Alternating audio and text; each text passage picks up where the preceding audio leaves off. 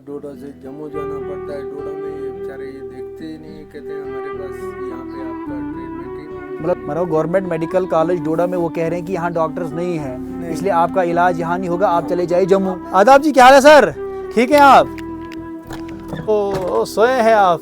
और बाकी ठीक है? कुर्सी लगी नहीं थैंक यू, आपके बिस्तर में ही बैठेंगे हम। ठीक है, आप अच्छे से हैं? कुछ क्यों बीमार हैं क्या?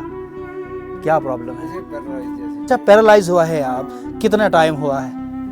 बड़ा टाइम हो गया, मतलब कितने साल हुए? करीब 15-16 साल। तो ये आपका एक ही कमरा है इधर? मतलब यहीं पर बनाते हैं आप और यहीं पर सोते हैं, यही बेड लगाया है?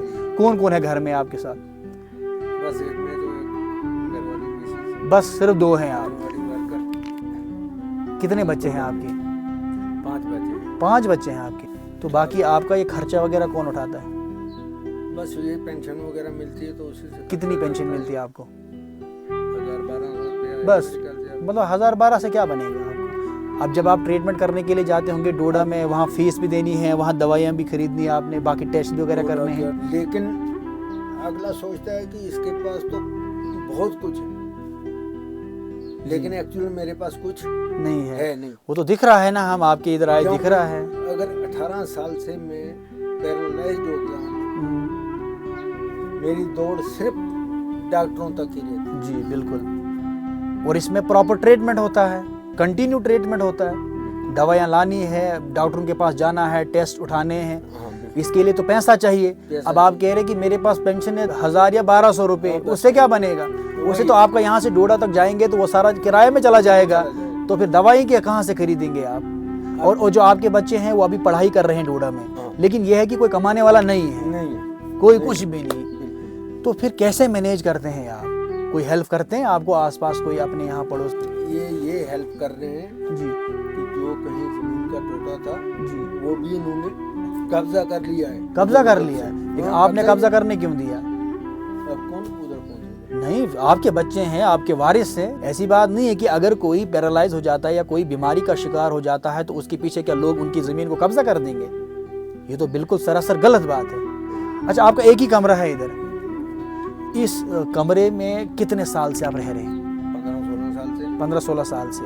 क्योंकि जब से मैं पैरालाइज हो गया हूँ, जी। मैंने तब से डिमांड कर PMAYG में मकान मिला आपको? नहीं मिला। क्यों नहीं मिला? पता नहीं, अभी फिर पहले कहीं 2-3 बार 5-6 बार इन्होंने रखा भी वो ब्लॉक में। ब्लॉक की तरफ से? हाँ। बिल्कुल।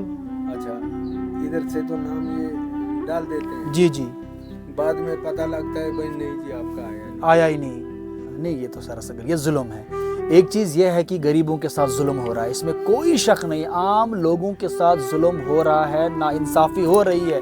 अगर ये चाचा चिल्ला चिल्ला के लोगों को बता रहे हैं कि भाई मुझे रहने के लिए जगह नहीं है, मुझे मकान चाहिए, लेकिन फिर भी ये कह रहे हैं कि पिछले 10 सालों से मैं इनको बोल रहा हूँ कि भाई मकान मकान मकान, बट मकान आपको नहीं मिला। बड़े मकान मिले सरकार की तरफ से। जो ये स्कीम आई थी PMAYG, गाँव में, रूरल एरियाज़ में जितने भी गरीब लोग हैं जिनके पास रहने के लिए जगह नहीं है, कोई कमरा नहीं है, छत नहीं है, टूटा फूटा मकान है, उनके लिए गवर्नमेंट की तरफ से मकान दिया जाता है। ऐसे बहुत से लोग हैं जिनके पास मकान भी है, अच्छा है, पक्का मकान है, लेकिन फिर भी उसके बावजूद उन लोगों को मकान दिया गया है, लेकिन जो डिजर्विंग फैमिली है उनको आज तक नहीं मिला है। ऐसे जैसे लोगों को मकान नहीं मिला। इसलिए हम चाहते हैं कि डिपार्टमेंट के अंदर ये ट्रांसपेरेंसी और अकाउंटेबिलिटी होनी चाहिए। जो भी डिपार्टमेंट के जो ऑफिशियल्स हैं, कौन सी सर्वे करते हैं, कौन सा जियो टैग लेते हैं कि वो लोगों को मकान देते हैं, लेकिन अभी भी आप अंदाज़ा लगा सकते हैं, ये कह रहे हैं कि यहाँ पर हम जॉइंट फैमिली रह रहे हैं, एक भाई उस साइड से रह रहा है और एक इस कमरे में आप और आपकी बीवी रह रही है, लेकिन अफसोस की बात है कि आपको आज तक मकान नहीं मिला।